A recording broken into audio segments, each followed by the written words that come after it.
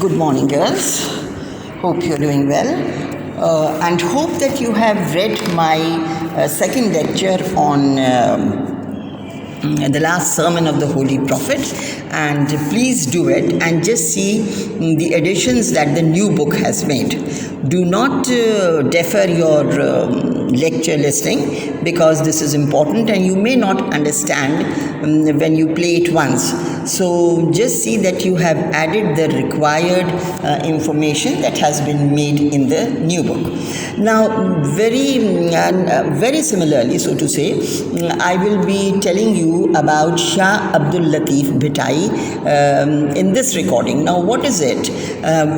We have already learnt about Shah Abdul Latif Bhitai, and I have already lectured you on this, but that was from the old book.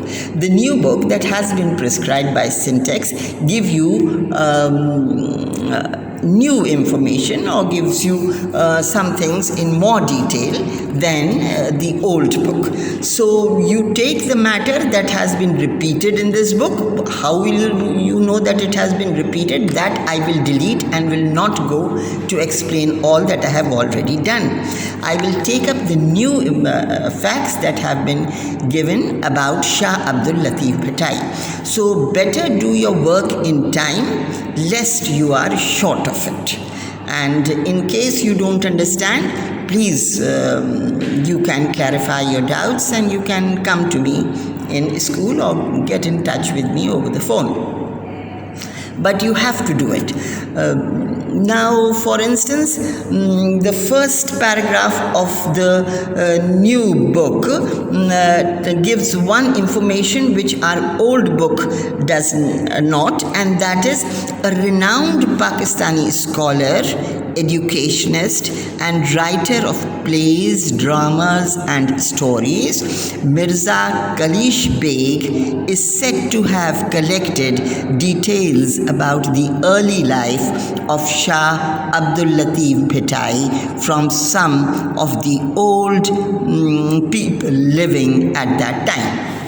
So this is very important, and he's a very famous writer, Mirza Kalish Beg, and he has collected much information, and that is from the first-hand knowledge. Maybe the very old people who knew facts about Shah Abdul Latif Bhitai, he had gone to them and have collected some interviews and then have written down, so that you may know. So this is one information that, for instance, if you are asked a question that who was that renowned Pakistani scholar who has written about Shah Abdul Latif Bhitai, and then you will name Mirza Kalish Beg. Now come down to the second paragraph, and it has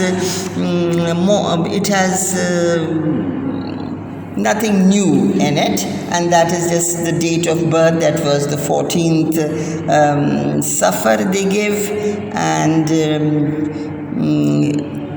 wait and listen to that, and that the song or the music that he played on was called the tamburo, and that I believe we have already done in the book. Now come down. The next paragraph is that from where he migrated. Now listen this very carefully. What we learned from the old book is that he migrated, his ancestors migrated. He was born here in Hala Haveli, that was in the old book, they say that the ancestors migrated from Herat, which is in Afghanistan. But this book of yours says that there is a difference of opinion. While some say that they migrated from Herat, Afghanistan, the others say that no, it was not Herat, but Matyaru, another city or town from Afghanistan that he migrated from. Remember, Sindh is very well known for its contribution in religion, in Sufism, and that is why it is also called Babul Islam. the door to Islam. And why it is called? Because it was Muhammad bin Qasim who was the first Muslim who entered into Sindh and then spread Islam. So apart from this, of course, you remember these two cities. The question may be, what is from where the ancestors of Shah Abdul Latif migrated. So you can say that these are the two places that the scholars say that he migrated from. And I hope you have understood. And that his home went to a mound. I think this you have covered. It is in this book. Shah Abdul Latif left his home. Yes, you have done this. And due to the fact that he lived on the mound, and why is he called Bhitai? Because Bhit is the name for, not a name, it is the Sindhi word for a mound, and because he lived there, he came to be known as Shah Abdul Latif Bhitai. Yes. And now they give something about his early life. And they say that, very correct, that he was born in Hala Haveli. I hope I've said that earlier, and that was the right place that I mentioned. And here in this paragraph, they give you a new fact that his first teacher was Akhund Noor Muhammad Bhatti. Please listen to it again and get the name correctly and spell it correctly if you are asked a question on it. His first teacher was Akhund Noor Muhammad Bhatti, but mainly he was self-educated. Remember, there weren't any proper schools or places to go, so he was mainly a self-educated person. But his first teacher, that was his first teacher, maybe that he impressed him so much that he then became a scholar and loved to read books, particularly on Sufism. And then, yes, you have done the rest of it. And yes, then you have his poetic collections included the Mastavi of Maulana Rumi, and they give the full name, Mastavi of Maulana Jalaluddin Rumi and Shah Karim's poem. So you must remember the name of these two poets, these two Sufi poets, and they are very, very famous. So his poetic collections, they included Masnavi of Maulana Rumi, Maulana Jamaluddin Rumi, he is normally called Rumi, and Shah Karim's poems. Got it. Yes. And then they come over, had a very sensitive mind. Yes, now they talk something about on his personal front, that he married in 1713, and the wife's name was Saida Begum, Saidha. So Saida Begum, not Sayyida Begum. In fact, the full name was Bibi Saida Begum. That's how your book says it. So must give the proper and full name. That the name was Bibi Saida Begum. That was his wife, and she died at an early age, and the couple did not have any children.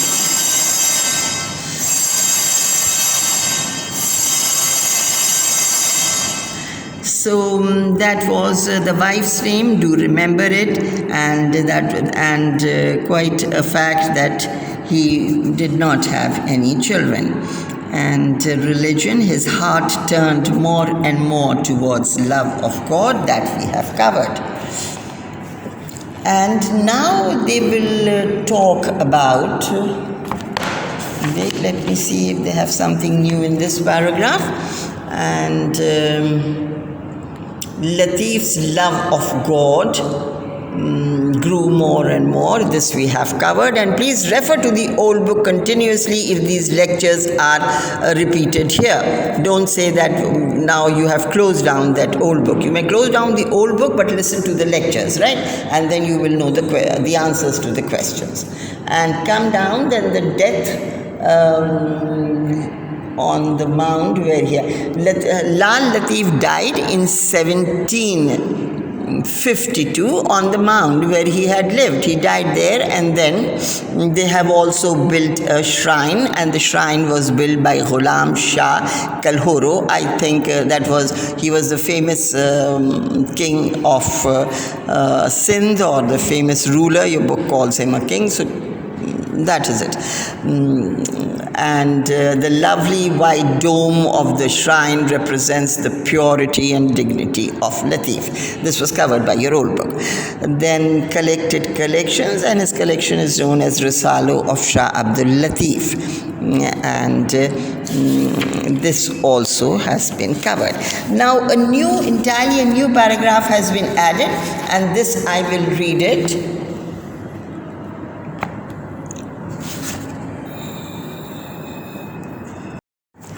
Yes, girls, now listen carefully. This is we mentioned about the name that I'm about to read, which is mentioned in this paragraph, and so please listen carefully. Shah Abdul Latif was a sensitive, gentle and kind soul. He was a Sufi in the true sense of the word.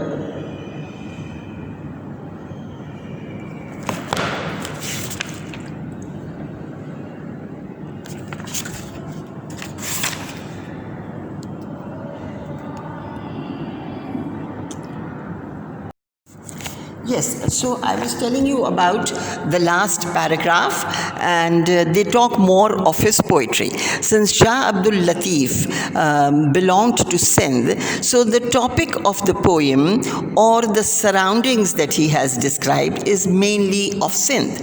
But in this book of yours, they say that however he also mentions distant cities such as Istanbul and Samarkand. Istanbul is in Turkey, Samarkand in Afghanistan, and also talks about Sindhi sailors, right? That must have attracted him because their navigation techniques and their voyages as far as Malabar coast, Sri Lanka, and the island of Java, that is Indonesia. So you remember this, and you add to this that his poetry was not only limited to Sindh, but he also talked about distant places. They also attracted him, and not only he talked about their beauty, but also talked about say for instance the Sindhi sailors, their navigation techniques and their voyages. And where did they go? They went as far as the Malabar coast, they went as far as Sri Lanka, they went as far as the island of Java, which is the capital of Indonesia. So he had a very broad outlook, and an international one too. Not that he was just talking about his own village or town or province or country, but he had other topics, and that you can show how wide his poetry was.